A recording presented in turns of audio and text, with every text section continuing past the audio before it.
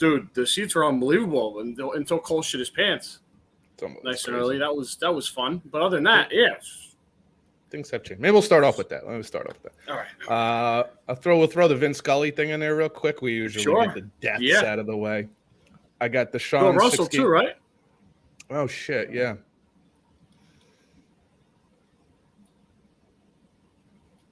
I got the Sean 6-game suspension.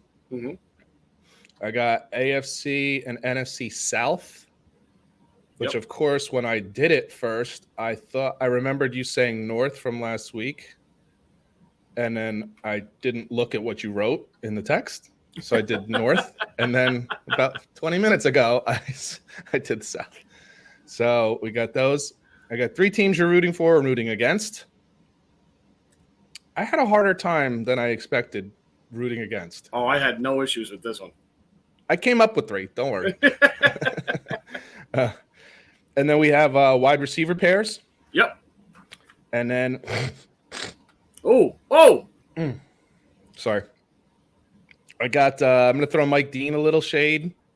Or I don't know. Is that good or bad? Throw him a little love. Shade is bad, right? Yeah. Yeah, I'm going to throw him a little love. Oh, it's more fun when you get after him, though. Well, maybe I will next week. I'm gonna say one guy he really likes in the Wyndham Classic this week. Okay. And then if he doesn't make the cut, then we get to rip him next week. So it's nice. Is it Will Zalatoris? Well, first of all, Will Zalatoris was at the top of his list. I don't know. You still talk to him about the trip? Yeah. You do. Every Thursday he sends me his. Yeah, me too. So Will Zalatoris was at the top, but he says he actually went into detail on why Webb Simpson. So I was like, okay. Actually, it was pretty good justification. And this was a course that he played, right? Or grew up on or some shit he was saying? Let's see. Why do I like Webb Simpson so much? You ask. I wasn't asking, but okay. Top 10's career at this event, including a win in 2011 and 2-time runner-up. Okay. So that's fair. That's fair. It's good reasoning. So we'll see. But if he misses the cut, Mike gets a little beating next week. That's all. Mike Dean gets murdered. No baseball this week, right? No we got enough, right? We got enough. And then 74s. Yeah, we're good to go. I got this day in Yankee history for you today. Okay. Click on record is a good idea. Yes, sir. Yeah. I am a little foggy, so just want to make sure. No, I got you. We got the red light. Let's just let it run. I'm trying to guide. You're doing a great job. You do a great job. You do. What's up, everybody, and welcome to Bump and Run. I'm an under the weather Pete Colasanto, joined as always by my good friend and healthy man, Scott Bracey. What's going on, dude? Knock on wood for that. I hope you feel better, sir, and thank you for battling through today's program. I can handle anything for 3.5 hours. That's how long today's podcast will be, so the hell with it. Let's get this thing going on. I believe you were at the Yankee game last night? I was. A little day Wednesday game. Night? A little matinee. Wednesday, yeah. A little matinee in the Bronx. It was fantastic until Cole forgot how to pitch through the first inning.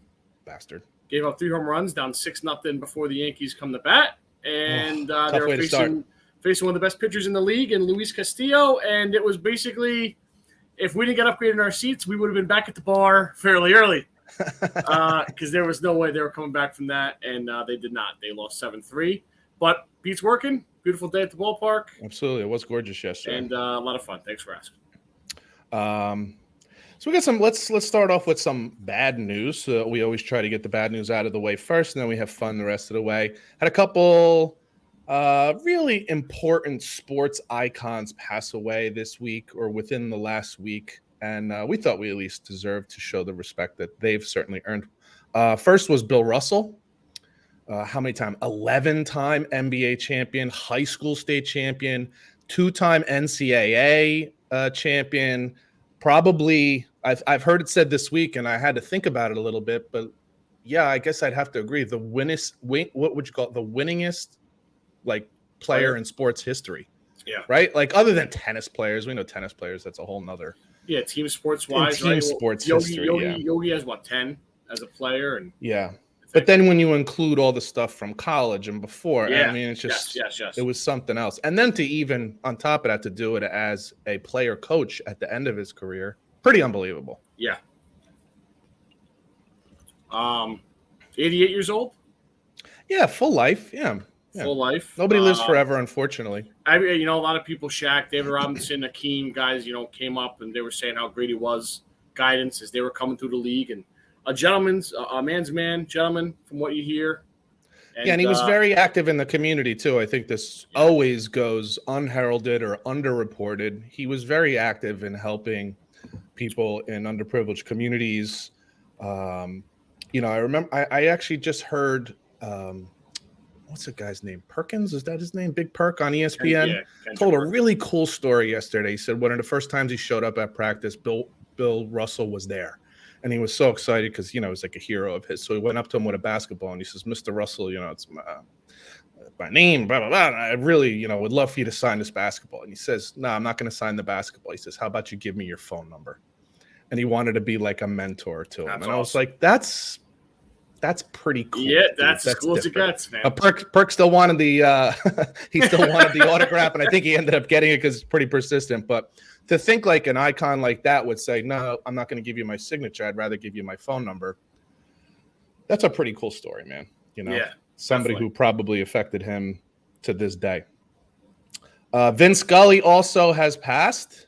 Another one of those, there are certain people in history. Bill Russell falls under this. Vin Scully for sure. I look through like actors and singer. Like I always thought like Sammy Davis and Frank Sinatra. Like certain people like just shouldn't be allowed to die. And they're like Vin Scully is like one of those, right? Like he's so iconic in the voice of the Dodgers for so long. He is the voice of baseball if you really think about it. And he had stopped. When did he stop? 2016, I believe. 2016. I mean, he was doing less innings by that point too. Less travel, I think. I as well. But still, just an unbelievable persona in the history of baseball. Just his voice. Welcome to Dodger baseball. It's wherever incredible. You may be. Anybody who knows baseball even a little would recognize the voice. Even if you couldn't remember his name, you would kind of who it is or what team he was announcing for or whatever it would be. So, just an incredible life. So we say goodbye to them and we thank them for all that they've done. And, as always, we hope the families find peace. Yes. Rest in peace. All right. On to current news. Of course, your boy, Deshaun Watson, continues to be in the news here. So why don't you fill us in on exactly what went down with his suspension here? So everyone thought a year, 8 games to a year to 12 games to whatever. At least, right? He ended up getting 6 as Incredible. of now. I believe I saw something before where they are appealing. The NFL. Now, what's interesting about them appealing is that they originally said they weren't whatever the decision was, they weren't going to appeal. Right. So do you know? Do you have the info on who did this? We'll call it like a mediation. Who came to this decision? It's a female. I don't know the name. She's a judge. Her name doesn't matter, but it's a female and it was a judge. So everybody was I'm sure the NFL was looking at this as like, well, we have a real perfect person to step in where our hands won't be attached to it. Sue L. Robinson was the judge. Right. So female judge, you would think she's going to come down hard on a serial sexual assaulter or sexual harasser. Yeah. So then they originally said, we're not going to appeal. Whatever she says, we're not going to appeal, thinking she's going to throw the book at it. And she comes with a 6-game suspension, which is just friggin' insane.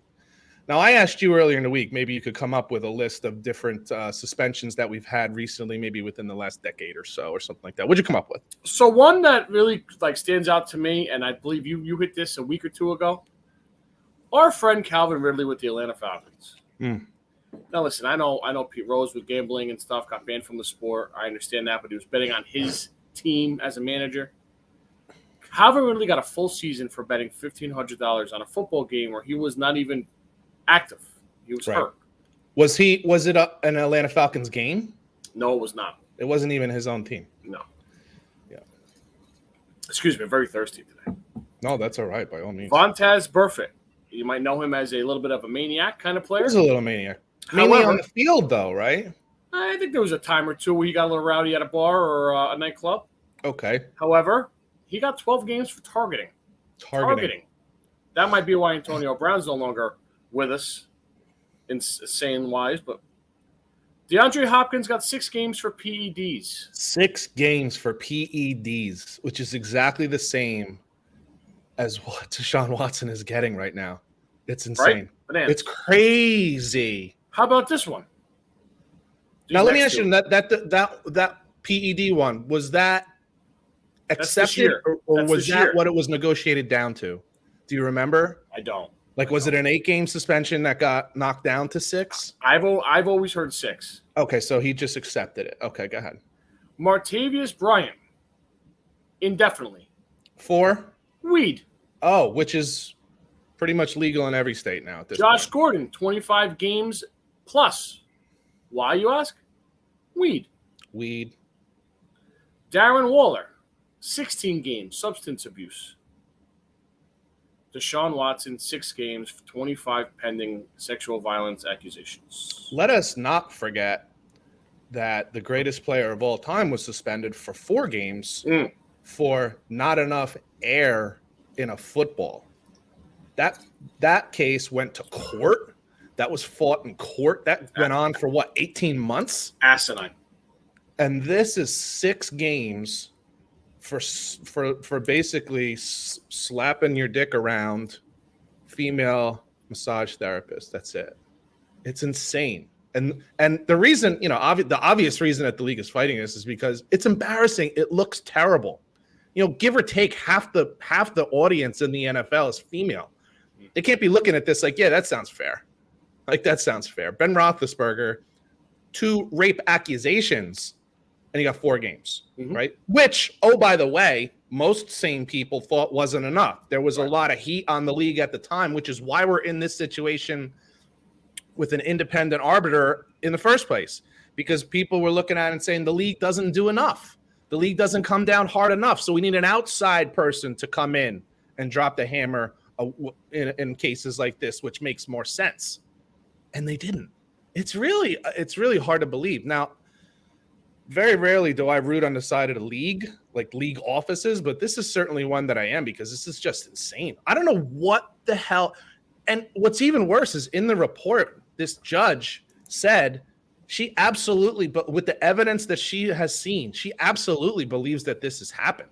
And she absolutely believes that these 24 women that she looked into were telling an accurate story, and that the evidence actually shows that they were correct. Whatever evidence that would be, I don't know how the hell you get evidence of it, but she believes that this is not just that this happened.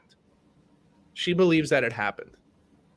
And yeah, here we are with 6 games. It's not even half a season. No. It's incredible. It's incredible to me. It's disgusting. And what it is just really disgusting.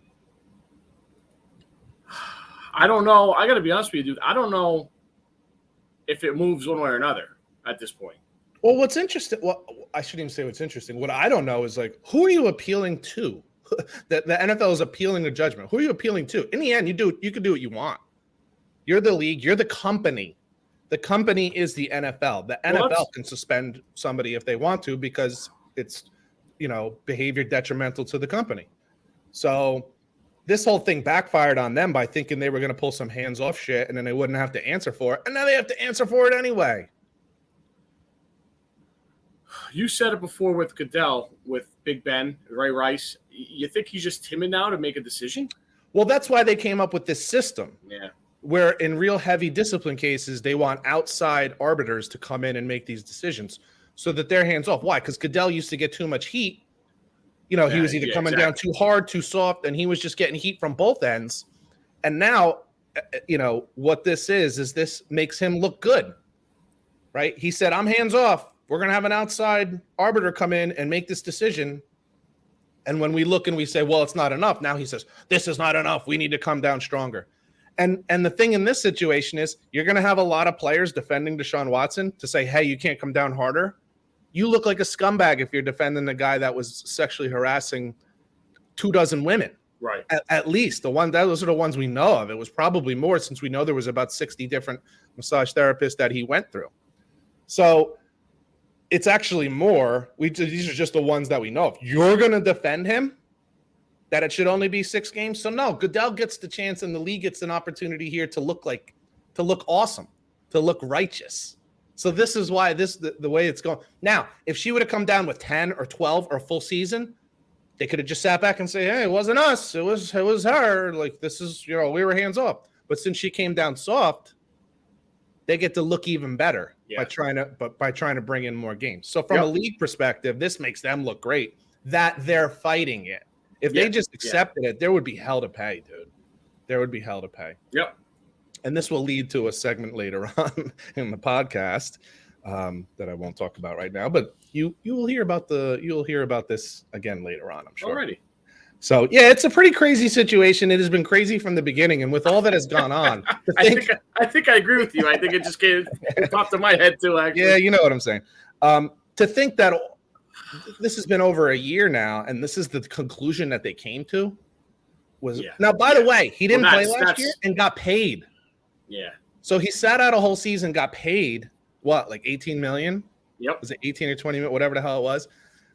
And now he's not even gonna lose a half a season, and it's crazy. It's absolutely bananas. Anyway, we'll see how it goes. We'll see what goes on with the NFL appeal. I don't know who they appeal to. They can make their own friggin' decisions, but they can call it an appeal. Or maybe they're just going to internally discuss it. Maybe they'll sit and speak with the union reps and the union president and say, dude, this just makes us look bad. We have to do more. And we need you to back it up to say, we don't want our players acting in this kind of way. There's got to be a way for them to come together and make that kind of statement. It has to. Yeah. It's just a bad look. It's a horrible, horrible look for the league, especially this day and age. You wanted to break down the AFC and NFC South this week. Why don't we start with the AFC? I did. The AFC South will play the AFC West and the NFC East. Last year, the Tennessee Titans were the number 1 seed overall in the AFC. The Indianapolis Colts finished second, and our good old buddy Carson Wentz choked that away, and I'll get into that in about 30 seconds. No longer there. The Texans finished third, which is astonishing, and the Jaguars with Mr. Urban Meyer finished fourth. I'm going to start here with the Indianapolis Colts. Schedule-wise, one mini brutal stretch and another gauntlet at the end of the year, weeks 3 to 5. Chiefs, Titans, then at Broncos, and then weeks 9 to 16, at Patriots, at Raiders, home against the Pennsylvania teams and the Eagles and the Steelers, respectively, at the Cowboys, at the Vikings, and end with the Chargers at home. If they do anything this year, they're going to earn it for sure. There's no doubts about that. Jets fans, don't complain about your schedule. No kidding. They added Matty Ice. Carson Wentz says goodbye. Thank God. Good coach, great run game in JT, and good young defense in a absolute winnable division. Yeah, I think the Colts are out of excuses now. You have Matt Ryan, who is an absolute adult. He's a pro. He's a gamer. He doesn't get hurt. Let's keep it that way. I hope I didn't just jinx him. Yeah, really. Shows up every day, does his thing. Good leader, vocal leader, the whole thing. He's everything you want. Now, granted he's a little older, but if you watch how he played last year, he's the same guy. I mean, he's basically a poor man's Tom Brady is what he is. And that's why he's been able to do what he does as long as he has, because he sits in the pocket, reads, gets rid of the ball. I mean, this is what he does, and he's good at it. So because of that, you don't have the question mark. Even when Carson Wentz came in, there was a question mark. Can he, he's back with Frank Reich. Can he be the guy that he was in Philly and all this kind of stuff? And the answer was sometimes, but basically no. You're not going to have that this year. You're not going to have that excuse. They have an exceptional running game. They have a really good defense. They have pretty good wide receivers, but Matt Ryan is the kind of guy that makes receivers look better than they even are. I would expect some pretty good things out of his team this year, but for sure, Frank Reich is out of excuses. They have to make the playoffs. They have to make the playoffs. I'll leave it at that. They have to make the playoffs. The Tennessee Titans, week 2 to 4, at Bills, Raiders, at Colts, weeks 9 to 13, at the Chiefs, Broncos home, at the Packers, Bengals home, at the Eagles. Is Derrick Henry at the end of his dominant rope here? We will see. Great question. Missed a lot of time last year, and that when that starts happening, you kind of get nervous, although he is an absolute monster. Incredible. How old is he? Do you know? I think he's 30. I was just going to ask, is he 30 yet? No wide receivers in the room from what it looks like on paper. Julio Jones and A.J. Brown are out. Robert Woods, coming off an ACL, is in, along with 2 rookies, and they don't exactly have the greatest quarterback in the league, so we'll see how they do getting the ball downfield. Yeah, you asked a great question about Henry. Derrick Henry has been just a workhorse and a bull for a little while now. And we know as running backs get into their 30s, it just is what it is, especially the more physical ones. They just start to lose a little bit of that. I hate betting against them, but I'm going to have to say, yeah, probably. And especially more this year than any, because like you said, what weapons do they have on the outside now? Yeah. So Tannehill is your quarterback. You have, let's just say, unproven and unsure weapons on the outside. And they lost at least one, I want to say two, but at least one offensive lineman that they're starting from scratch on, which has kind of always been a strength of theirs. You could be the best running back in the world, but if they're not blocking for you up front, it doesn't mean shit. Like they got to open some holes for you, and then you can be explosive. So we'll see. I hate betting against them. What's the coach there again? Mike Vrabel. Vrabel is a really good coach. I think he and they are underrated every single year, which is unbelievable, right? And we're doing it to them again. And we are, which means they'll probably end up in first place in the division. But there are some serious. I don't know that we've had the question marks in the past about them that we do now.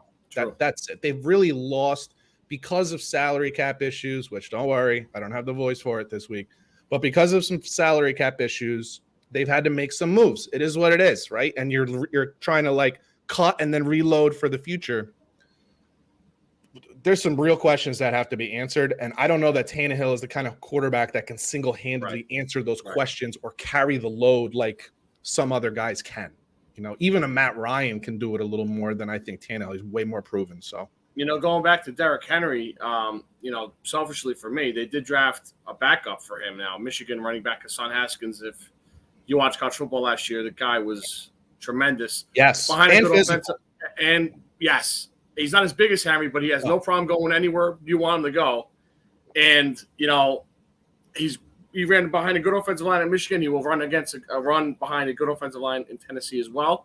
And you know what? That might keep Henry healthier too. You give him more carries and get him on the bench a little bit more. Listen, even five fewer carries per game would make a big difference. Yeah. Because by the end of the season, you're talking 50, 60, 70 or less fewer carries, which keeps them fresher. You make a good point there. But it'll all come down to they're going to have to see Tannehill carry a little more of the weight.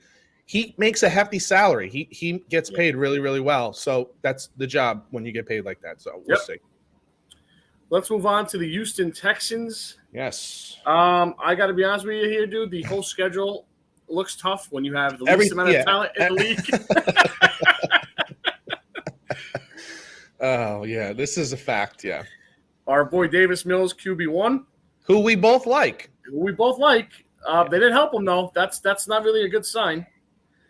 John Mechie, speaking of not helping, they drafted a wide receiver. Unfortunately, got diagnosed with leukemia. Leukemia, for Christ's sake. A couple weeks ago. Young man, 22, 23 years old. We wish him the best there. You talk about an organization that's snake bit. You go into the draft and you don't even have a pick until the third round, I think. Wasn't that this? You don't have a pick.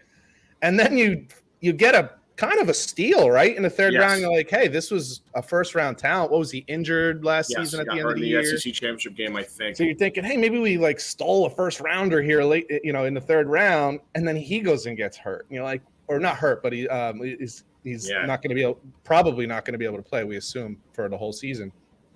It's just unfortunate. It's just really sad. And then obviously the whole Deshaun Watson mess is behind them now. Maybe they could take a couple steps forward. Yeah. So they're at least clear that. One more thing, dude. I know where you're going. We hate the coach. Oh my God. We don't like the decision there, and good luck. Listen. We said this from day one when they did it. Why make the move? David Culley did a pretty goddamn good job last year. What does Lovie Smith bring to the table that David Culley didn't? David Culley actually looked like he had those guys motivated. Whatever he was doing, those guys were playing freaking hard every week. Yep. I think that's a major misstep. Now, listen, who knows if there's shit going on behind the scenes in the office where Culley says, hey, I want more control. Look at the effort that these guys were giving. I want more say in personnel. And they're like, fuck off. And that's how it goes. I mean, who knows, right? But you certainly didn't upgrade. Okay, you didn't upgrade. No. I'll tell you that right now. So, they had issues all over the friggin' place, and it was just difficult for them to address them. I hope, and I don't know if you can answer this, I hope they made some moves on the offensive line just to help Mills out a little bit, to protect him a little more. Here's a guy who they had no interest and no intention of starting last year, who ends up being a starter for at least 10 or 12 games, whatever it ended up being, who had 3 or 4 300-yard passing games on a shit team, on a bad roster. Okay, so there's talent there. He's a big, strong dude. I've mentioned this before. I'll say it one more time. He was the number 1 quarterback coming out of high school when he went to Stanford. Timing was bad. You know, he was there as a freshman, got hurt, then COVID, then he got hurt again. Timing was bad for him, but this is not, to people who know, this is not the biggest surprise in the world. It's a little bit of a surprise because he wasn't supposed to do this, but he's a talented player. But is he kind of stuck in the wrong spot, like often happens? You know, there's this, you know, like a Sam Darnold or a Josh Rosen. Did you get stuck in the wrong place at the wrong time? Hey, would Sam Darnold do better on the Jets right now than he did when he was there? Yeah, because this is a significantly better roster than when Sam Darnold was with the Jets. That was one of the worst rosters you've ever seen in your life. Yeah. Okay. So I feel like Davis Mills is getting you're one of the worst coaches you've ever seen in your life. Absolutely, if not the worst. And the other, if there's any comparison, it would have been the Rich Kotite, who was also a Jets coach. Richard. So that's where I get concerned for Davis Mills, because I'm like, God, this poor kid who's like really plays hard and looks good at times. And he's got a big, strong arm, and he's a big, strong kid. Is he getting kind of screwed by being stuck on the Houston Texans?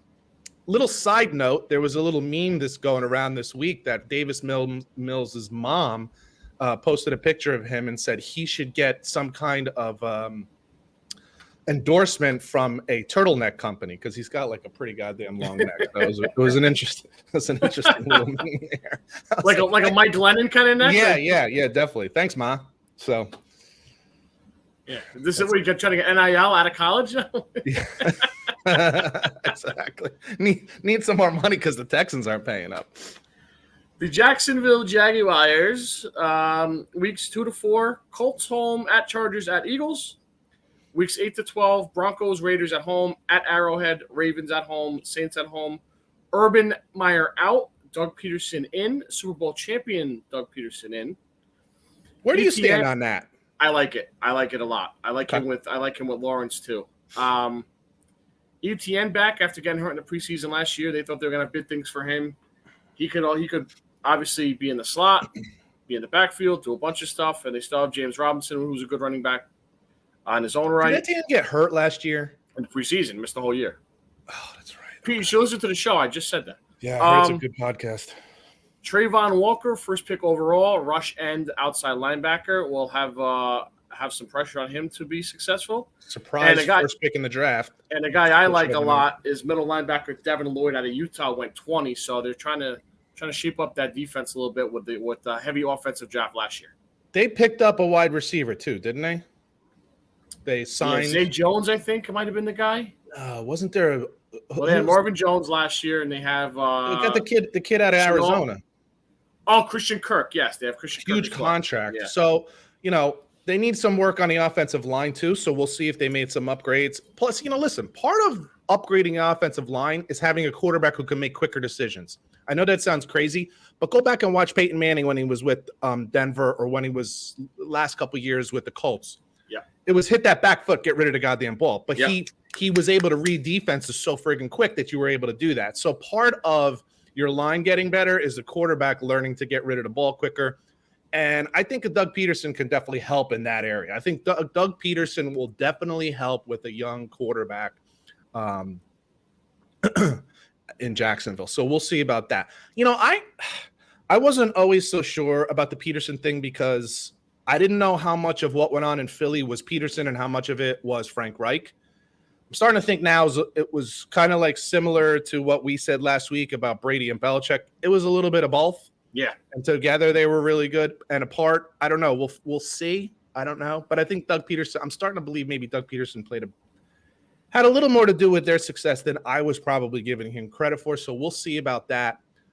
It's always interesting to have like a former player, did play some, been around the league, knows NFL players. I think there's something to be said about that. So we'll see. And I think it can only help, especially considering what they had last year with Urban Meyer. You go from a guy who was a college coach being there who didn't understand, who clearly the concern was, does he understand how to deal with professional players? The answer is a resounding no. And Doug Peterson absolutely does know how to deal with professional players. You know, he probably shouldn't kick your kicker in the head while he's stretching. That's unprofessional. My guess is Doug Peterson won't do anything like that during his tenure in Jacksonville. So I don't think so, sir. Yeah. So we'll see. What order do you have more on that? Nope, I'm good, bro. I have the Indianapolis Colts. Like you said before, I think they must make the playoffs this year. I think they have the best roster in the division at this point in time. Yeah. I've had them going and winning the division in first place. I have the Titans in second place. I have the Texans, man. I'm sorry. I have the Jaguars taking a step up. Like when adult in a room now with Peterson, Lawrence year 2, healthy ETN back, young defense, might be hungry, might be physical. I got them in third. I had the Texans just in last, and this is nothing against our boy, Mr. Mills, but they have no running game you could speak of. Brandon Cooks at wide receiver is going to get double teamed every week. No tight end.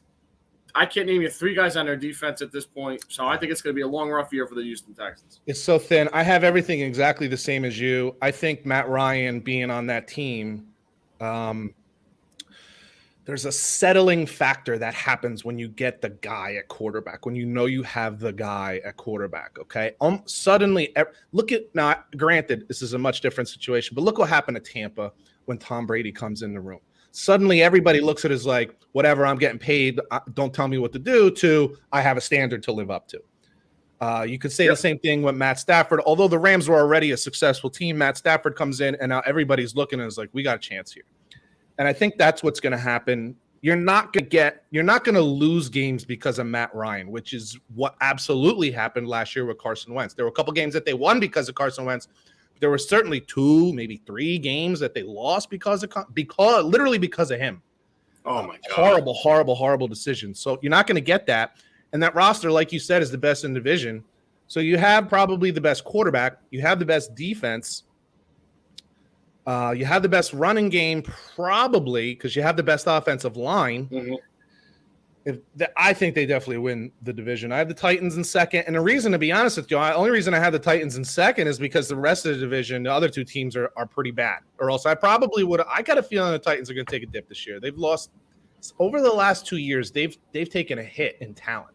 And I think it's going to start to show a little bit. I think they knew this was coming. They'll do the best they can. And Vrabel is a great coach. He'll have those guys motivated. They'll certainly play hard every week because they always do under him. But I got them in second. I don't think they're going to make the playoffs. I think they'll miss the playoffs. You know, I was thinking about that as well. I almost went as far to say that as I was closing my argument with them. But, yeah, I think the AFC is just too good.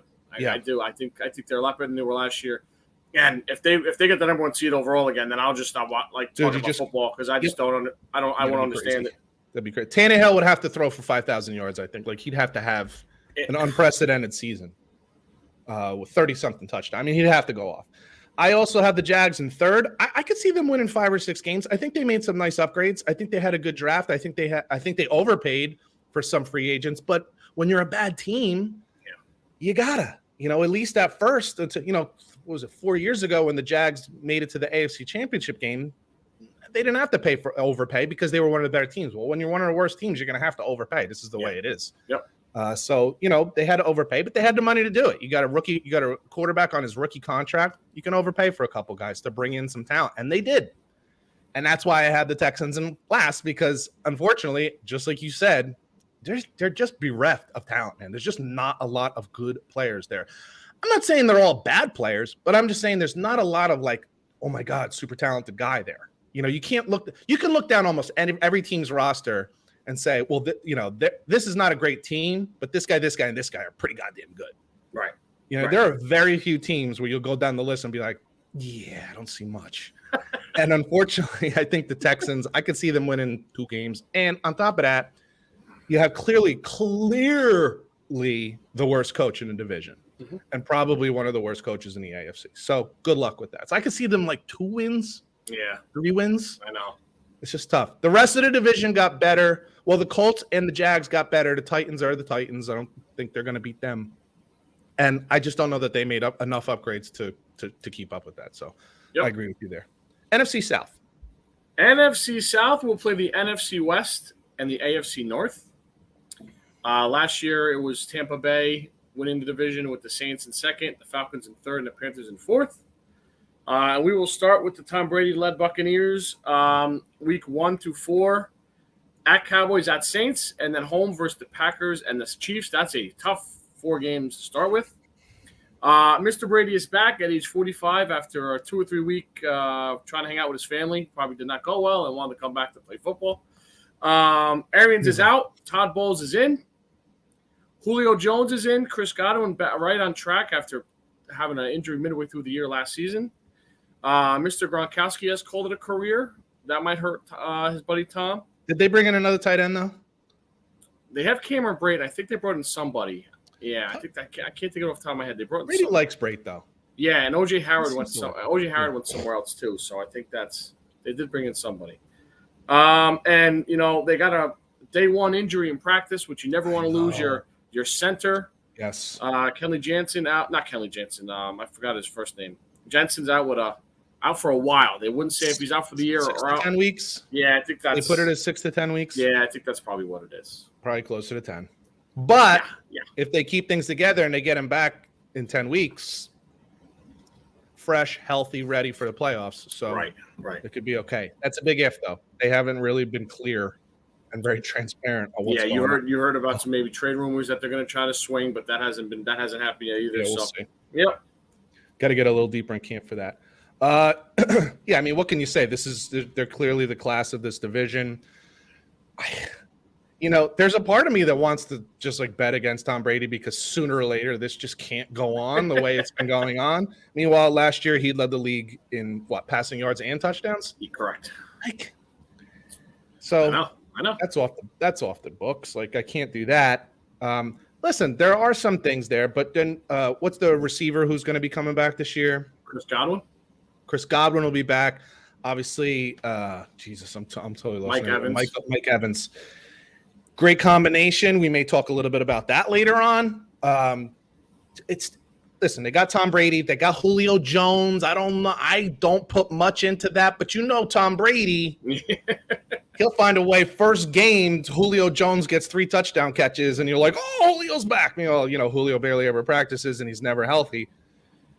But Tom will find a way to work it out with him, I don't know. Maybe he'll get his trainer guy. What's that guy's name that is his trainer? Do you know?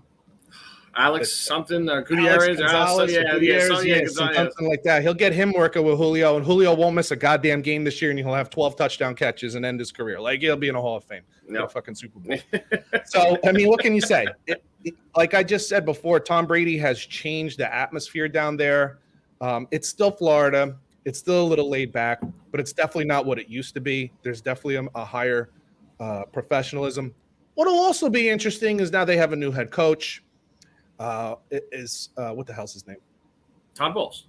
Todd Bowles is there. Listen, he's been a head coach before, didn't do a particularly good job. And as a Jets fan, you heard some of the things that I would hope he would correct, like allowing star players to be late to meetings, allowing certain things to go on that shouldn't go on. Can't do it. You cannot do it in football. You could do that in baseball. Maybe you could even do that in basketball. I don't know. You can't do it in football. So I don't know. I don't know if Todd Bowles is a phenomenal defensive coordinator. Clearly the players like him. But as a head coach sometimes, as any leader sometimes, you got to piss some people off. And I don't know that he has it in him to do that. So we shall see. That is an underrated kind of little thing that's going on here. Arians not being there. Arians was not afraid to throw bombs, not afraid to throw criticism at players publicly. Players don't like that, but oftentimes players respond to that. I don't know that Bowles has that, and do not underestimate the value of that. I'll just leave it at that for there. But I would expect them to have a really good season, assuming no more major injuries here. Right. Let's go with the Atlanta Falcons. Schedule's overall not bad. Mariota replaces Matt Ryan. Young weapons on offense. Tight end Kyle Pitts. Rookie Drake London. Bad defense. Another really bad defense. Year 2 under Arthur Smith. I can't name you the running back off the top of my head either. Nope. They're looking like they're going to have a long year, sir. Yeah.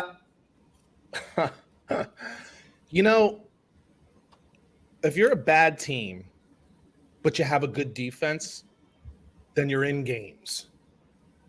And your fan base can tolerate losing because you're in games and you're competitive. And this does happen from time to time. It doesn't always happen, but it does happen. The Broncos last year, there's good defense, bad offense. And you could tolerate it because you're like, we know we need to get, but we're in games anyway. We're still in games. It's like, shit, we just need a couple plays here or there. Yep. This is not the case in Atlanta. This is a rough, there's a lot that they need to do. They're Carolina 2 years ago, right? Like, you have no real quarterback. Your defense is decimated, so they started from scratch. I remember that was the draft that Carolina drafted, I think, all defensive players, right? You lose a receiver in Ridley because he bet on games. You have Kyle Pitts, who I think is fantastic, but now he doesn't have anybody else really occupying. So now he's probably going to get double teamed or, over coverage, which just means man on, and then probably a safety behind him for those of you who are listening at home.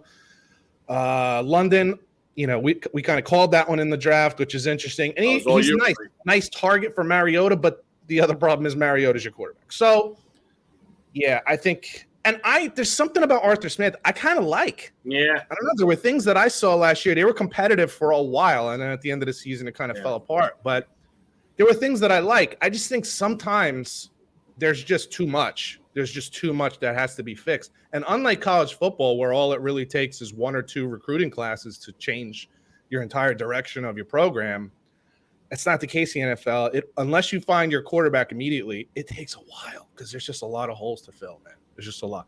Yep. And as we talked about 3 weeks ago now, what are they, $60 million over the salary cap? So on top of the fact that they don't have a lot of talent, they couldn't even bring in more talent because they're eating Matt Ryan's contract, which was 40-something million. And so you have $60 million in dead cap money. So you can't even spend the money like the Jaguars did. Atlanta can't even spend the money if they wanted to. Right. So you're totally stuck there. So I would expect it to be a pretty hard, pretty tough season. You just brought up the Carolina Panthers. Excuse me. Weeks 3 to 7, Saints home, Cardinals home, Niners home. 3-week stretch, staying home in your own bed. Then you go all the way out west to the Rams and then come back for Tampa Bay. Baker traded a couple weeks ago. Yeah. Obviously, the biggest news with the Carolina Panthers is a healthy Christian McCaffrey. They have a healthy Christian McCaffrey. Who knows where they can go?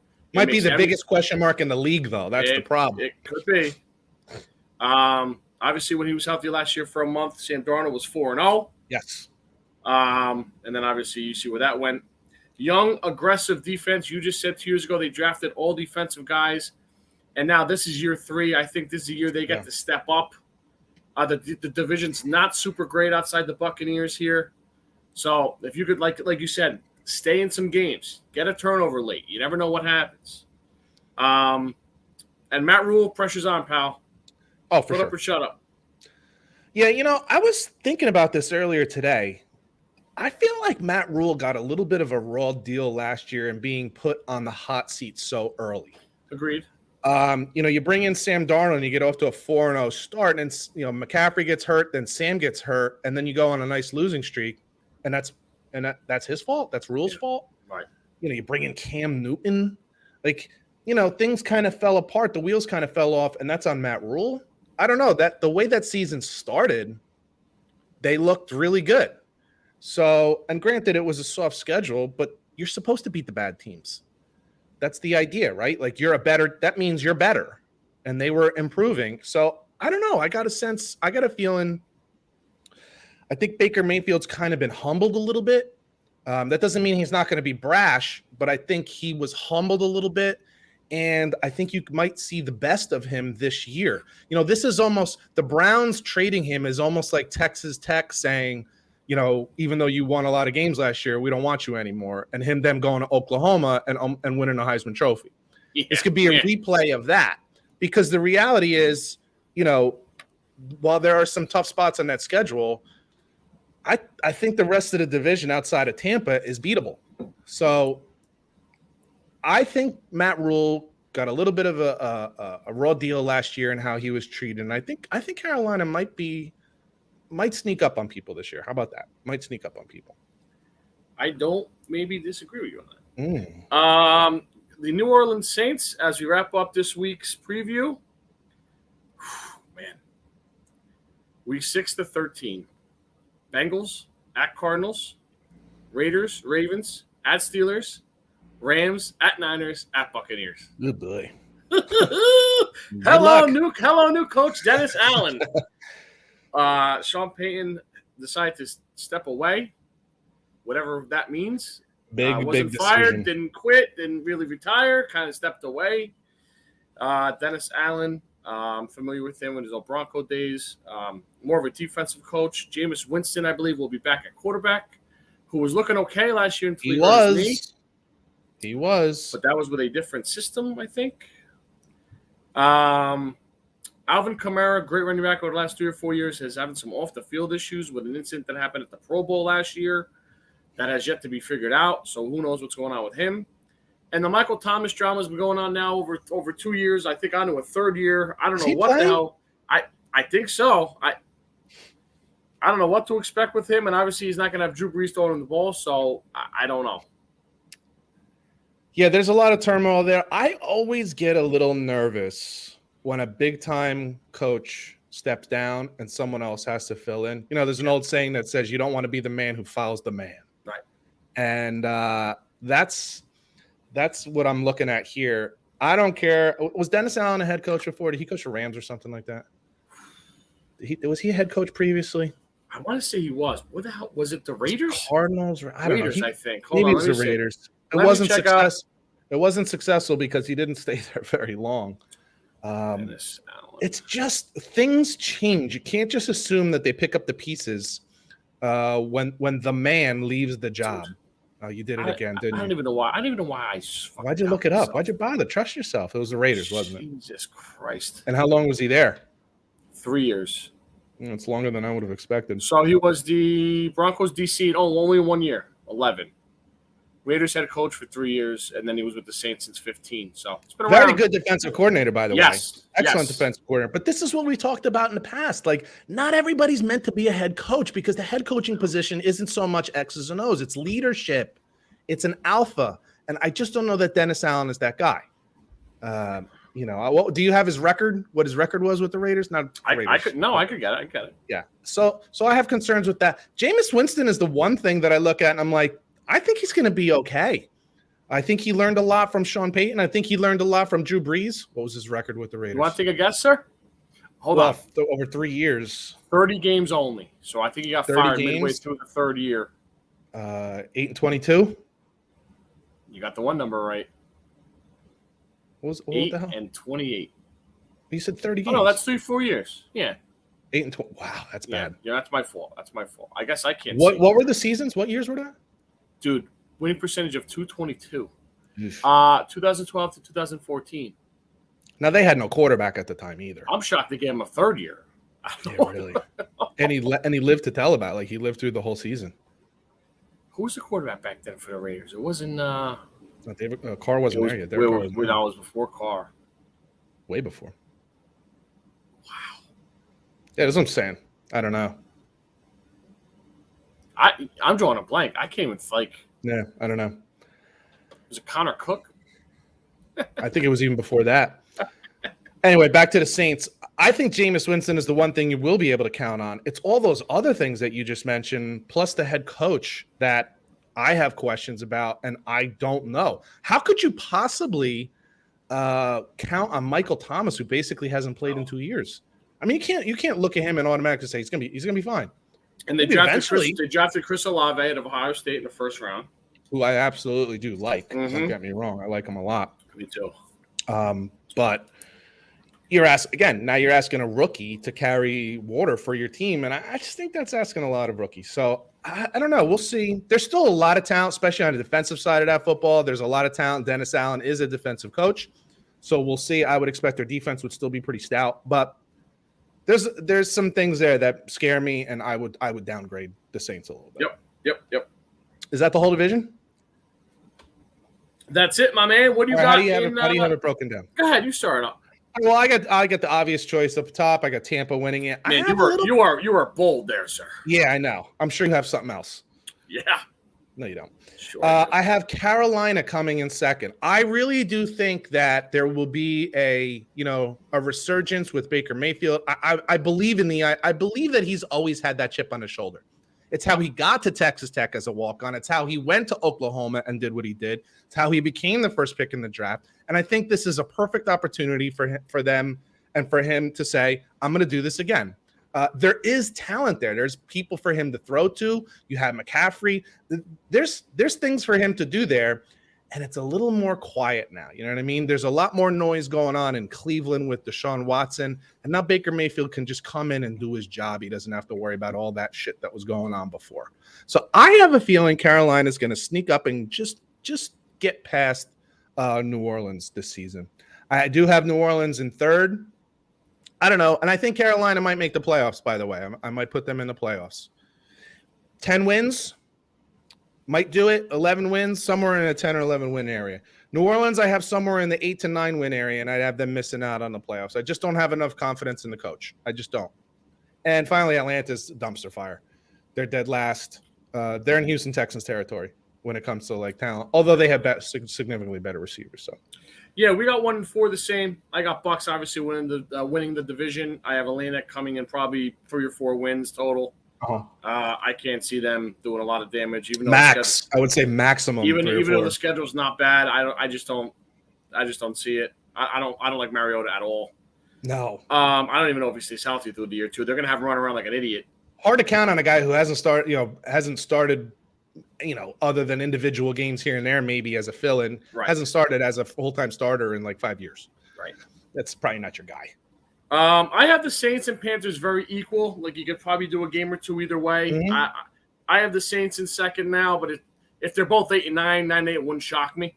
I took a shot there. That's why. I like it. I like the boldness there. My whole thing with them is I kind of have the same sentiments you have with Baker.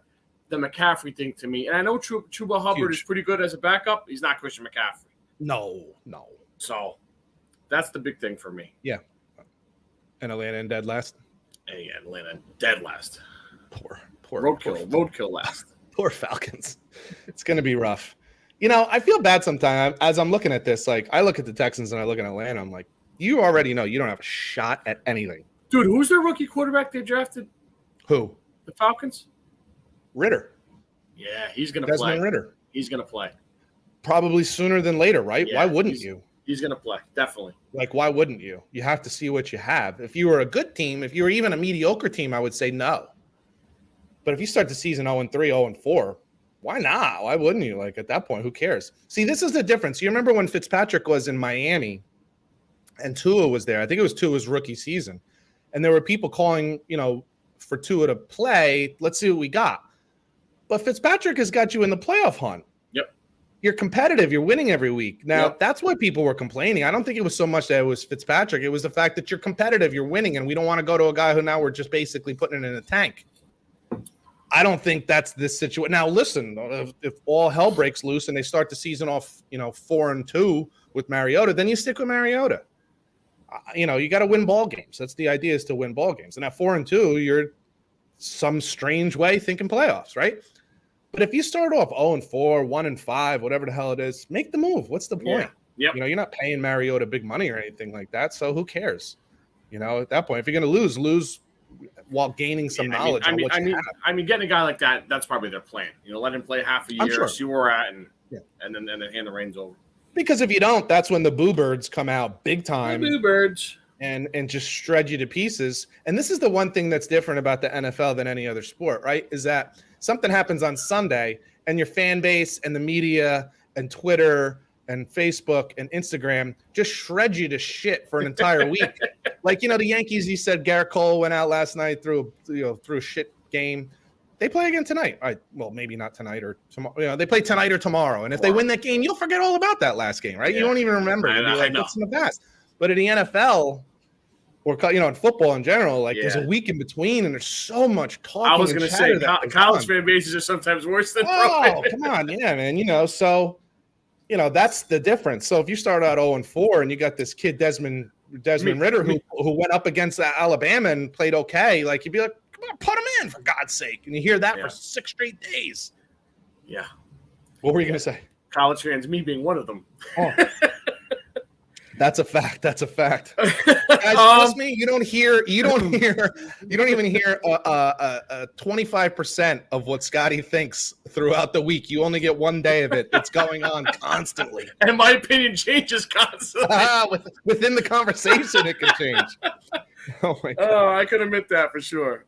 Can't we all? I asked you a couple things, dude. Can you please give me 3 teams you're rooting for and against this season, not counting your Jets and my Broncos? Yeah, I left out the Jets. That's obvious stuff. I'll tell you who I'm rooting for, and this actually was pretty easy for me, and one of them will absolutely surprise you. You're going to be like, why would you do that? But I'll explain. Number one, I think maybe we both have this team on our list, is the Detroit Lions. I think we both kind of fell in like with them last season with Dan Campbell. All the stuff we've heard of in the offseason, players recruiting other players and saying, you want to come play for this guy, kind of makes me want to play for this guy. I don't know. I want to go play for the Detroit Lions. Now, when's the last time anybody ever said that, right? So I think there's some excitement. I think they're still a little thin on talent. I'm rooting for them, though, and I want to see if they can continue that momentum, even though the only momentum we're really talking about is that they were exciting. They were fun to watch because they still didn't win a lot of games. But they were in a lot of games. They almost won a bunch of games. They almost beat some really good teams. We want to see if they can keep that momentum going because that's tough if you're not winning. But maybe start to creep up that list of getting better, showing that, it's not just cool to play here. We're going to start winning some football games. So I'm rooting for Detroit. Okay. I'm rooting for the Colts. Oh, I'm sorry. No, go ahead. I was just going to give you all 3 of mine. I was going to jump in with the Lions as well. Okay, good. You said it great, playing for Campbell. My boy Hutch is there now, the number 2 pick. So I'm going to keep an eye on him, see what he's doing. Oh, yeah, Jameson Williams coming off the ACL in Alabama. I think he's going to be fantastic. So I'm can't wait to see when he comes back, if he comes back, how good he is. And Jared Goff, guy got a short stack, man, in L.A. Then he goes watches his old team, watches his boys win the Super Bowl. And that might fire him up too. So there's a lot of interest there in Detroit, I think. Yeah. You just made a great point that I wanted to add on to. Oh, the other thing about why I'm going to root for Detroit is because almost 80%, we'll say 80, 90% of the media just was laughing at the hire of Dan Campbell. They were laughing at him. They thought he was a buffoon. I thought it was a little childish, some of the things he said in the presser. But, he's a first-time head coach. He wasn't behind the mic many times. Maybe he was a little nervous. Maybe he was trying to be motivational for his players. You can put that all in the can because it doesn't matter. What we do know for a fact, because we've heard it from players, is that they like playing for him. And then you can see that the product on the field is they play hard for him. Yep. So I love the idea that Dan Campbell is kind of shoving it up the ass of most of the media, excluding us, by the way. Yes, sir. The second team that I'm going to be rooting for this year is the Indianapolis Colts, surprisingly. I'm looking at this team and I'm saying, man, their GM, and I'm forgetting his name now too. Chris Ballard has put a really good team together by being patient and making strong, bold moves at the same time. Most of the time he's patient, build through the draft, don't bring in high-priced, high-name free agents. But he made a strong, bold move for Wentz last year, even though he kind of did it on the cheap, and then made a strong, bold move for Matt Ryan this year. I want to see them do well because he's done it the way, I'm going to be honest with you, he's done it the way I would do it. He has built this team the way I would build this team. And in the end, he realizes with all the building and all the good stuff that we've done, it doesn't matter if you don't have your quarterback. So he makes the bold move to bring in a quarterback. I love it. I like the way he's done it. So I'm rooting for them. I think it's almost like I feel like he, as much as the team, deserves to have a really successful season because of the way they've done it, the way they've built this roster and this team. So I'm kind of rooting for them. And this last one, you're gonna. Oh, I'm sorry. Go ahead. You got your second one. Well, I got the Indianapolis Colts as well. That's so funny. Oh my God. Just so everybody knows, we didn't talk about this at all beforehand. I said it to you before we did our segment on the AFC South. Love Frank Wright, big fan. JT had him on my fantasy team last year. Tremendous. Watch him in the Big Ten, run over Michigan for 2 or 3 years. Matt Ryan, I like you said, adult in the room. Yes. And the team deserves better from what happened down the stretch last year with Wentz. They just do. As football people, I totally agree. You just do. So this was a team that played hard week in and week out, and you're getting let down by a quarterback. And then the other side is your locker room was kind of divided by the quarterback. That's just never good. And I just think if nothing else that Matt Ryan does, there's no division. There's nobody in that locker room that's like, oh man, I wish we had Carson Wentz back. Correct. So if anything, if nothing else, he brings that organization together as a whole. And I everything you just said, I'm just, it's time. It's time. So I hope they do it because they got good guys, good people, good coach, good GM, good quarterback. Make it happen. I agree. Can I take a guess on your third one? Because you're kind of making it sound like you're going with a rival here. What do you think it is? I think it's the Patriots. No. Giants. No. The Buffalo Bills. Well, go ahead. So I'm watching this team, and this is similar in a sense to the Colts. And maybe because I'm a Jets fan, I've gotten to see this a little more up close and personal over the last 5 years, we'll say. This rebuild started even before Josh Allen got there. New GM comes in, hires McDermott. Nobody really knows who the hell McDermott is. Clearly, he has done an amazing job. He's one of the few defensive coaches in the NFL that has been successful. And obviously, he turned over his entire offense to his offense coordinator and said, just do your thing, because defensive head coaches in general tend to be way too conservative in an offensive league. But he's not like that. Then you bring in Josh Allen, and you've just seen from year to year to year to year, they get better and better and better. And then I guess the way they landed on this list for me, and I can only do this maybe this year, because I think the Jets are going to continue to improve. So after this year, and I don't think the Jets are ready yet. So I can root for the Bills this 1 year. Well, rooting is strong too. You know what I'm saying? I'm not going to root for them week in, week out. I'd like to see them do well. And this is what got them on the list for me, is the way that game ended and the way that game went down last year with 13 seconds left. They were in the Super Bowl for all intents and purposes, or they were in the AFC Championship game. And for them to give up a field goal with the Chiefs starting on their own 20-yard line, 25-yard line with 13 seconds left, it just breaks my heart for a team that I think earned the win that day. You know, you consider how the last 6 minutes or so of that game went down. They had it. I talked about it last week. I don't know how they recover. I don't know if they recover, but if they do, I'm rooting for them because I think they deserve a shot at the championship. So those are my three teams. My final one is the Carolina Panthers. I think I was kind of on them a little bit before, like you were. I'm a big Matt Rule guy. I like them at Temple. I like them at Baylor. I like them here. Yeah. I thought he got a little bit of the seat got hot a little too quick, I think. I don't know how that came up. I don't know why that came up. Since when does so many injuries, especially to key position players and to key players on your team, like a McCaffrey, right? When does that cost you your job? Right. That seems weird. I like his defensive philosophy. We touched on that with the draft. Big McCaffrey guy, like I said too before. I just don't know. I don't know.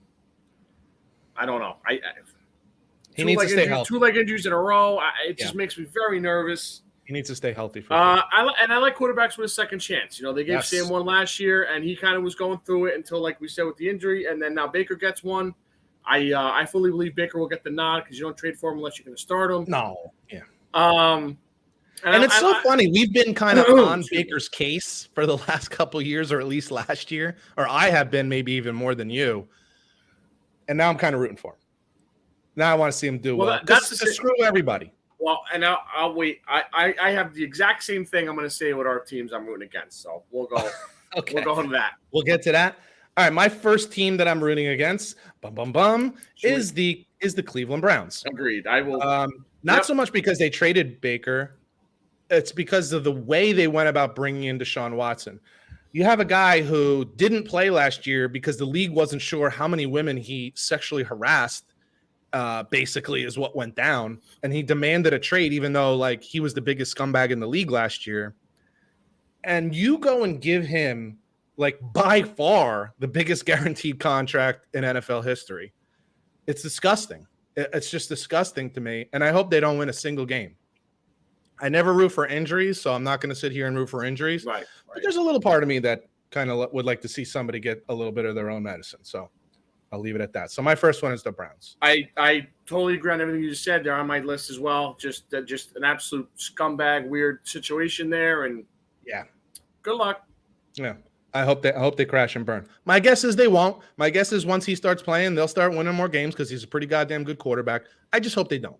I will be rooting against them. My second team is the Arizona Cardinals. This whole Kyler Murray thing has rubbed me the wrong way. That's a good call, dude. Multiple reasons. Number one, I didn't like the fact that Arizona felt it was necessary to put in a clause that he needs to study at least 4 hours a week. What does that say about you as a quarterback that they even felt the need to do that? Mm-hmm. And you walk around with this like brash, weird attitude. You know, you're arrogant as shit with no reason behind it. You had a great college career, my man, or a great college season. It was only one season pretty much, right? You've done nothing in this league. So maybe like eat a little bit of humble pie before you going around saying all the things I've accomplished in this league to think that I don't put in the time studying. What have you accomplished? What have you accomplished? 3 years in a row, you fall apart at the seams at the end of the season, and then last year you get smoked in the playoffs and you look like Carson Wentz in a playoff game. Like, what are you talking about? All that you've accomplished? You've accomplished nothing. Nothing. So I hope that continues. And what I find interesting is that they went out trying to make another trade for a wide receiver. We talk about all these great receivers that they have. Now they went out and tried to make another trade for a receiver today. I don't think it went through, or maybe it has since we've started the show. I just – that whole thing just rubs me the wrong. And then the fact that they took out the clause because he cried about it is bullshit too. He signed the contract, you put that in there. His what do you call it? His agent knew about it, or should have known about it. He signed it. You should have left it in. Why'd you take it out? Because you don't want to rub him the wrong way. Fuck him. He signed it. That's on him for not reading it. That's not on you for putting it in there. If he didn't know that it was in there, that's on him. So the whole thing is just ugly, and I hope they crash and burn. Yeah. Go ahead. Give me your third. Oh, okay. My third one is I really looked around the league. I had a hard time finding three teams that I was rooting against, because it's hard to say rooting against. You know, there's lots of teams I don't root for. Right. But like, I wanted to come up with something different. So I'm like, who am I rooting against? Like, I don't know. I don't root against teams. Like, you know, unless I root against the Giants sometimes. It's a crosstown rival kind of thing, or in-stadium rival. But, I hate the Patriots. But that's just because they're in my division. And then I found one, and you probably could have guessed who it is. It's the Green Bay Packers.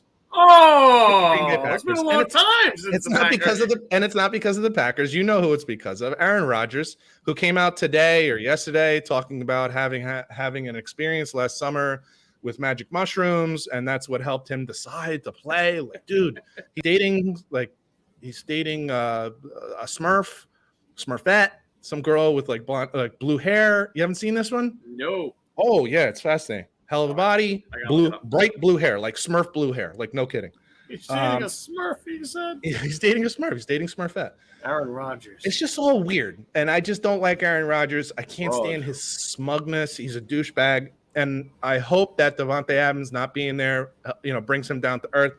I'll say this again, just like I said with Deshaun Watson. I bet it won't, because he's really freaking good. And I bet they'll still be really good, and they're probably going to win their division. I just hope that they don't. I'll be rooting against them. You see her now? Yeah, that's interesting. Yeah, isn't that interesting? He's a fucking weird guy. That's who you date when you're 28, not when you're 38. Or maybe when you're 18, not when you're 38. My God. You're freaking Aaron Rodgers, dude. Come on. You could do better than that. That fascinated you? Yeah. I mean, from the neck down, she's amazing. Yeah. I'm just saying, like, that fascinated you? Like, that's what you were like, oh, I got to have that? Well, dude, you have a couple of shrooms, and then you're talking about how many shrooms did you have? Who knows what they're doing over there? Aaron. I agree with you with the Browns. You couldn't have said any better. I'm surprised you left one off your list, pal. I got the Chicago Bears. I'm not rooting against them. I just don't think they're going to do well. I don't like them. I think Justin Fields stinks. I don't like the Bears organization. I used to like the Bears organization. They have gone. Their talent. They're very weird stinks. Now. Their talent stinks. They can't hold on to free agents anymore. Like, Chicago is such a good football city. Did you realize that they have more Hall of Famers than any team in the NFL? You know what? I heard that the other day. I was shocked. I thought the Steelers had the most, but there's a historic. They're a historic team with historic players, but it's been a shit show for a little while now. And I think that continues. But that doesn't mean I'm rooting against them. I just don't think they're going to do good. Yeah, I don't have to root. It's just going to happen. Right. Poor talent evaluator. Jesus, I can't even say the word. Yeah, have some more bourbon. It's actually vodka today. Go straight to the head. They haven't been in the playoffs. I mean, I know they've been in the playoffs. That's with Trubisky. Another team. Yeah, another team you do with Trubisky, and he said, "See you later. We want to do better." Yeah, he was no good. And you're not too much better there, pal. And my third one is what the point I made before. With what team did you say? With what the hell was it? With Baker or somebody? When you think you have it brighter, better, like the grass isn't always greener. What team are we talking about? We're talking about like the Browns with Baker and Baker going to Carolina. Yeah, Baker right? Leaving Texas A&M. I have this is why I'm rooting against the San Francisco 49ers. Oh, that was one that was on my list. Because they think the grass is greener, and I don't know. Nobody knows. They might know because they see him every day. But Trey Lance, he hasn't played in almost 3 years. Jimmy G's got you almost to the Super Bowl. What? 2 out of 3 years, he got you to 1, and he almost got you to 1 last year. Last 6 games of the season last year, Jimmy G had a 70% completion percentage, and you went to the NFC Championship. Right. Game. That's the guy you replace? Okay. Oh, that's what you were saying before. That's right. Yeah, that and the fact, like, I didn't like Jimmy G. No, I'm rooting for him. No, I'm rooting for the guy. Like, that's my point I was going with. Yeah, I would always boost Jimmy G up, and you'd be like, but dude, come on. And I'm like, I'm not saying he's a Hall of Famer. I'm saying he wins. And you're like, yeah, but he can't. And now you're like, go. I want Jimmy G. Come on, Jimmy G. Yeah, let's go. Like, yeah. So you're right. And this is similar to Atlanta. I want to, like, when I said, if Mariota starts off 1-5, you got to make the move to Ritter. I'm fascinated to see, can you call up San Francisco's schedule to start the season? Yeah. Pull that up right now, because what I want to know is if they, they've announced Trey Lance is their starter. And if they start the season 1-5, 1-4, if Garoppolo, now I don't know if they can make the move before the season starts, make a trade, maybe a quarterback gets hurt and a quarterback needy team picks up Garoppolo. I don't know, but if you start off 1-3, 2-5, like we were just saying how, there's a whole week between games and there's Twitter and ESPN and Fox Sports 1 and newspapers and Facebook and Instagram, and they're all saying, where's Jimmy G? At least we were winning. So they could definitely be 4-4 by the week 9 bye. They open up at Chicago, then home versus Seattle. That's probably 2 wins. Should be 2-0. At Denver's a tricky game, night game. Home versus the Rams, division rival. At Carolina, at Atlanta. 2 East Coast trips in a row. 3-3. Home versus Chiefs. 3-4. Then at Rams. 3-5. Then you come off the bye. You play the Chargers at Arizona versus New Orleans. That's when that stretch right there. If you're not winning games, if Trey Lance isn't the man and he's not, dude, I'm telling you, there's probably going to be a point in the season where the fan base and the media are going to start clamoring for Jimmy G, and it's going to be fascinating because they were the exact ones that wanted him out.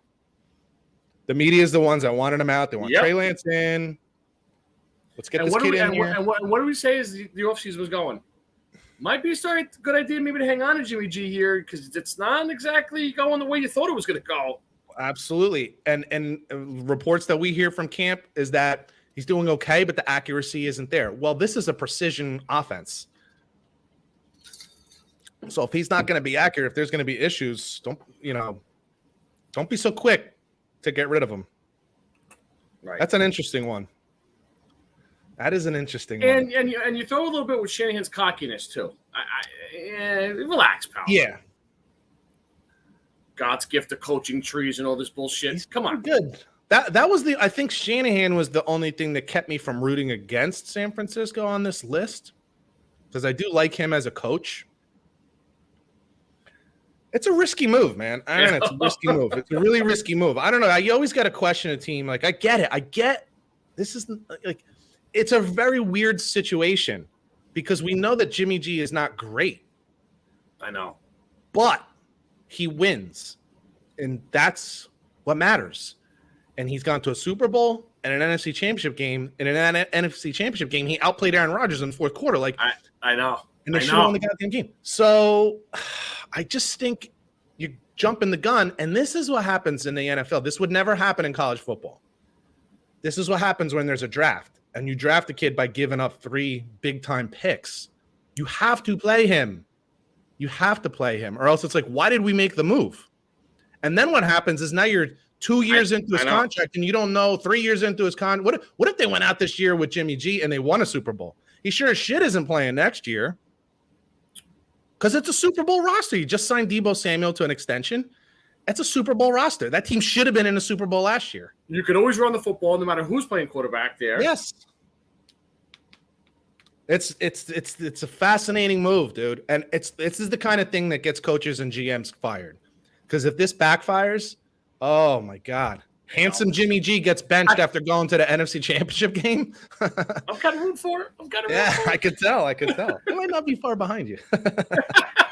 Yeah, you kind of talked yourself into that one. You talked me into it against them. I think they're number 4 on my list. Oh my God, that's so funny. All right, what do we got here? Some wide receiver talk, right? I want you to give me your best wide receiver duos in the league. I got 5 for you. Listen, I had a bunch, but I peeled it down to 2. Like, you can look in Tampa and you can say Godwin and Michael, what's his name? Mike. What team? In Tampa. Oh, Evans. Mike Evans. You can. There's a couple teams around the league that it's like, oh, you can look there. You can look in Miami and you say, well, Tyreek Hill and what's his face? Man, you were struggling today. Jesus, I'm having a hard time. I'm a little sick, man. I'm a little sick. Listen, you're goalie now. Who's the kid? Who's the kid out of Alabama that plays for Waddle? Waddle. But like, Godwin's coming off an injury. I don't know if he's back all the way. Tyreek Hill hasn't played a single game in Miami. I don't know how that's going to work out. So I don't know if that's a great combination, right? There was another one that I saw that I was like, well, I don't know. He's coming off an injury. Somebody else was coming off an injury. I'm like, well, I don't know if he's going to be 100% and ready to play. So I don't know if that's a great combo. So the 2 that I came up with, my second best is Jamar Chase and T. Higgins in Cincinnati. And the only reason they're second best is because I just think they're so young. They don't have this long track record, especially Jamar Chase. Although obviously they went to the Super Bowl last year, so that carries a lot of weight. Which is why they're at 2. They're ahead of some others that other people would think, they're better. I like these 2. And the nice thing is they are young. They're still kind of cheap on their rookie contracts, and so is Joe Burrow. So it's a nice threesome. No weird stuff intended there. With the 3 of them, plus Mixon in the backfield, all young. And if they, Cincinnati doesn't have a really good history of signing their guys to long-term contracts, but they would be wise to keep all 4 of them. So that was my second best. I wrote 5. So real quick, I'll give you 5. I had Dante Smith and AJ Brown in Philadelphia. But see, that's another one. You don't know anything about AJ Brown in the hear me out. At number 4, I had Hill and Waddle, Miami, and the reason being because quarterback play will hold them back. That's what I had. Plus, you don't know. It's the first time in a new team. You don't know what they look like. Correct. 3, I agree with you. I had Evans, Godwin, and a Julio Jones combination because you just know Julio is going to be better than he was last. You just know it. Well, he's got to be. And then TB12 and champion pedigree. That's why I got them at 3. 2, I agree with you. I have Chase and Higgins, young, cheap, explosive. Joe Burrow, good offensive-minded coach. And please, sir, you're number 1. My number 1 is Jefferson and Thielen over with the Vikings. Oh, I just think they've done it for at least 2, maybe 3 years now. I think they've done it for 3 years, even though, oh my God. Who's the guy that's on the Bills now that was on Minnesota at the time? Who's the receiver for the Bills? Stephon Diggs. Diggs was doing it with Minnesota. I just think the reason I put them first is because they've shown it year after year now. They've done this for a couple years. Both of these guys put up big-time numbers. They're big-time receivers. Kirk Cousins is probably the luckiest guy in the NFL with who he's got here. I don't know. I think it's the best combination. in the league. So I had them on my thoughts, but I thought Thielen's getting a little long in the tooth now at this point. Still very productive. Kirk is Kirk, man. You don't trust him. He's so inconsistent. I don't trust him. So my number 1, I went with Cooper Kupp and Allen Robinson here. I mean, Cooper Kupp. You're projecting. Cooper Kupp was he was a Triple Crown winner last year. Yards, touchdowns, receptions. Well, I'm talking about Allen Robinson. You're projecting. You're assuming he's going to. You're projecting that he's going to be assuming. Make an ass out of you and me. Well, that's what we do on a podcast. Allen Robinson's been awesome at Penn State with the Jaguars and with the Bears with shit at quarterback. Now he's a Super Bowl winning quarterback with the best receiver in the league on the other side, with a good defense, getting the ball a lot. Yeah, I think he's gonna be so thrilled to be in that offense. I think you're probably right.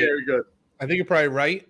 I just didn't put him on. I didn't even consider that. It was another one where I just say I got to see it before I say you're scared. I understand. You're scared. You know? I want it. The proof has got to be in the pudding. I need to see the pudding. There's no pudding there yet, though. That's why. Pudding. That's why I didn't have that. Hey, the Wyndham Classic is going on. Oh, before I go to that, don't forget. I think football starts tonight. We're doing this on Thursday. Jaguars, Raiders. Yeah, you're probably not going to see any, not too many, if any, starters. If you do, maybe for one series, but that would be it. But hey, it's football, and what's fascinating about this, you'll get better rate. This is T-ball, right? Like this is wiffle ball tonight, and you'll still get better ratings in this game than you'll get in an NBA playoff game, in a Major League Baseball first round playoff game, in a college football game. You'll still get better ratings, and mainly because people have been clamoring for football for how many months now. All we had was the USFL or whatever. So there is some football going on tonight, Thursday. But no, this weekend is the Wyndham Classic Golf Tournament. It's the last regular season tournament of the year. They start the FedEx, run for the FedEx Cup, which is what, is that a 3-week or 4-week tournament? I think it's a 4-week tournament. 4 weeks, which is a lot of fun, and it was brilliant by the PGA to move everything forward so you're not competing with the NFL. Our buddy Mike Dean over at Dean Dome Sports, he sends us his little FanDuel and DraftKings starting lineups for golf. So there was one thing he said today that I was like, I let him share his own stuff. That's not my job. But he said something. He's got Webb Simpson as one of his guys. And he felt it necessary to explain why Webb Simpson. Not that I was asking. I trust his I trust his selections. But he offered anyway, because he said, why do I like Webb Simpson so much this week, you ask? And I was like, I didn't ask, but anyway, let's hear it. 7 top 10s at this event, which is something, right? Including a win in 2011 and a 2-time runner-up. So the fact is, this guy's in the top 10 or near the top a lot at this particular course. And as we've talked about previously, and usually we talk about it with like the Masters and some other major tournaments, bigger tournaments, some courses are just built that a guy looks at it and it just looks good. Every shot looks good. Every tee shot looks good. He just seems to put the ball in the right spot at the right time all the time. And maybe that's Webb Simpson this week. So if you're looking to put a fantasy team together, even if it's just for the weekend, which there's always an opportunity to still do it, right? Even if you start it late, you can always put it. Might want to throw Webb Simpson in there. Compliments of Mike Dean. That's funny. I was going to say that 3 times fast. You couldn't even do it once. Yeah, exactly. I'm not feeling good, Scotty. I usually never do this. Oh man, you were like playing that violin today. Jesus Christ! Don't hurt your arms. Listen, when this is over, I'm gonna go in my coffin over here and I'm gonna pass out for the next 3 hours. Goodness gracious. So yeah, we'll see. And hopefully, for our sake, Webb Simpson. He's not feeling good, everybody. Give him a break. No booze. I swear it's just water today. Webb Simpson, hopefully he doesn't make the cut, so we can give the business to Mike Dean and Dean Dome Sports next week. That would be fun. 74s. What do you got, my friend? I got 4 for you, pal. Number 4, close to your heart, and green and white underwear. 2-time All-Pro, 7-time Pro Bowler, 2006 All-Rookie Team, former Jet center Nick Mangold. Fantastic center and a good guy. Number 3, 3-time second-team All-Pro, 6-time Pro Bowler, 2010 All-Decade Team. I don't know how you make the All-Decade Team and your second-team All-Pro, but that's for another day, another story. Former San Francisco Niner offensive tackle Joe Staley. Number 2, All-Pro is different than Pro Bowler. Yeah. All-Pro means like you're the best. Yeah, but your second-team All-Pro, but you make the All-Decade Team, which is like, well, then who the hell? Who was first? Yeah. So number 2, I think I had this guy in my brain before when I said with Jensen, 3-time All-Star, 2020 World Series champ, 2-time reliever of the year, 2017 sales leader, former Dodger and current Atlanta closer Kenley Jansen. And number 1, this guy's resume is pretty fantastic. 7-time All-Pro, 14-time Pro Bowler, 1990 All-Decade Team, 2-time All-American at USC, Hall of Fame Oiler and Titan lineman Bruce Matthews.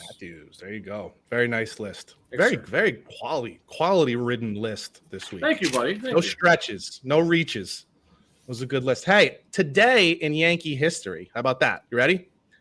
On this date in 1998, so we're going back 24 years here, your boy, Cocaine Darryl Strawberry, matched an MLB, it doesn't say cocaine, but I just added that part in there, by the way. Yeah.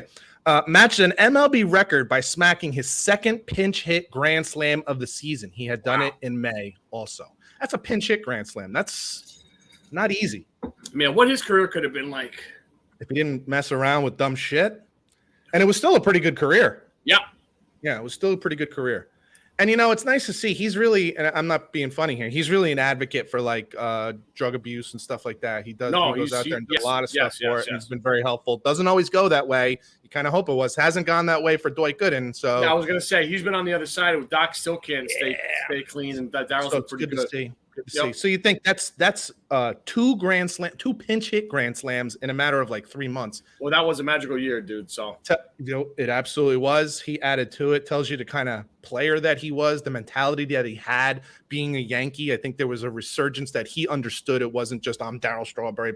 He came in there saying, I have a role and I'm gonna do it the best I can, and he friggin' did. He was a big part of that year. So good for him.